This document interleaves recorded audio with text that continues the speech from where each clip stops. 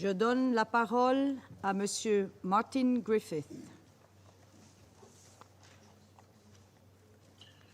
Madam President, thank you very much indeed, and I'm speaking to you from Geneva.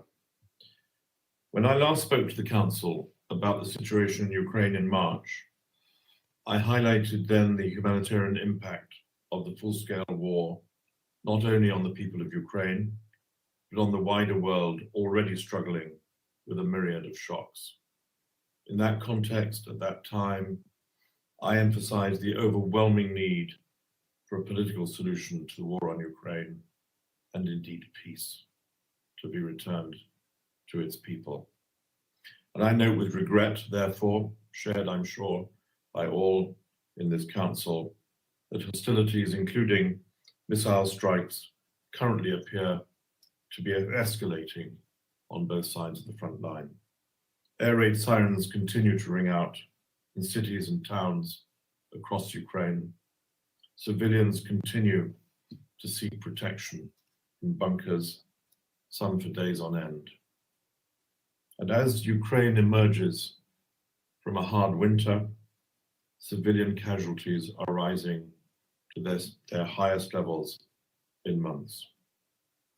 The High Commission for Human Rights has now verified a staggering 23,600 civilian casualties since February 2022, and we all know perfectly well that the actual toll is likely to be very much higher than that.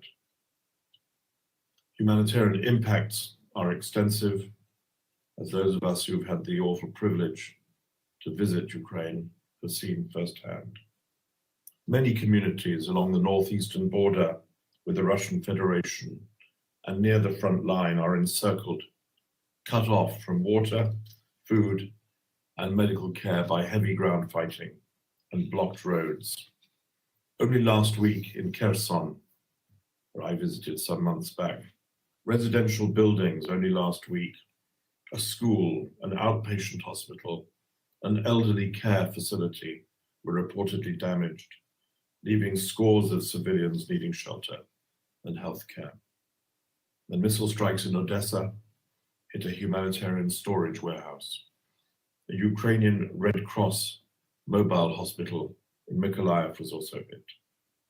Humanitarian supplies and vital medical equipment were destroyed. Fortunately, on those occasions, no humanitarian staff or volunteers were injured, but the threat to humanitarians and civilians represented by the latest wave of attacks, Madam President, is persistent.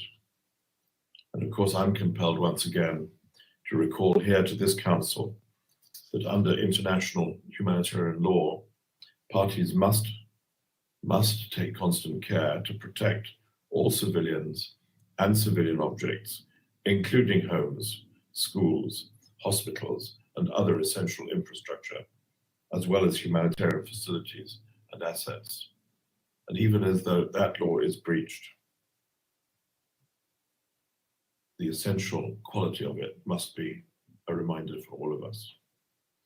Madam President, as you can see, the humanitarian operating environment remains complex and dangerous. Nonetheless, thanks to the courage of humanitarian workers, particularly and mostly local workers, the United Nations and its partners, its national partners and its international partners continue to deliver life-saving assistance to frontline areas and elsewhere across Ukraine. Nearly 3.6 million people received humanitarian assistance in Ukraine in the first quarter of this year. This includes people receiving cash assistance, receiving food, healthcare, and livelihood support. Around 43 interagency convoys have delivered supplies in heroic moments to around 280,000 people in frontline areas so far this year. This is a particular feature of the humanitarian operation in Ukraine, and I want to pause there for 1 second to pay tribute to those brave people who take those convoys to where they need to be. The partners who then take the commodities from those convoys for the so-called last mile delivery are always, of course, national partners, Ukrainian organizations and Ukrainian people. There are still limitations on our ability, Madam President, to deliver aid to all those in need. More is needed to take our efforts to scale. The biggest challenge remains the impediments to reaching all areas in Donetsk, Luhansk, Kherson and Zaporizhzhia, currently under the military control of the Russian Federation. The humanitarian notification system, together with direct engagement with key interlocutors in Moscow and Kyiv, a practice that has been in place since the early days of this war. This was set up to maximize the opportunity for safe and unimpeded passage of interagency convoys to those areas. However, despite 14 months of notifying the partners of our intentions through this system, we have not been able to deliver assistance to communities along the front line in areas under the military control of the Russian Federation, not once. Access options to those areas, therefore, including different modalities of response, continue to be explored through engagement with all parties. It is imperative that we do this, that we explore all options to reach civilians wherever they are. As I've said before, under an international humanitarian law, all parties must allow safe and rapid and unimpeded passage of humanitarian relief for civilians in need, and must ensure that personnel engaged in that work must have the freedom of movement required for that work. Please, I urge the parties to reinforce and strengthen their facilitation efforts so that we can do that, so that we can reach all civilians in need. Madam President, food exported under the Black Sea Initiative and food and fertilizer exports from the Russian Federation continue to make a crucial contribution to food security at a global level. More than 30 million metric tons of cargo have now been safely exported from Ukrainian ports under that initiative. A quantity which was reached as we were together in Istanbul discussing the future of that initiative just the other day. Of this 30 million metric tons, just over 600,000 metric tons of wheat have been transported by the World Food Programme in direct support of humanitarian operations in Afghanistan, Ethiopia, Kenya, Somalia, and Yemen, places we often discuss in this chamber. The latest FAO analysis indicates that global cereal prices have fallen by close to 20% over the past 12 months.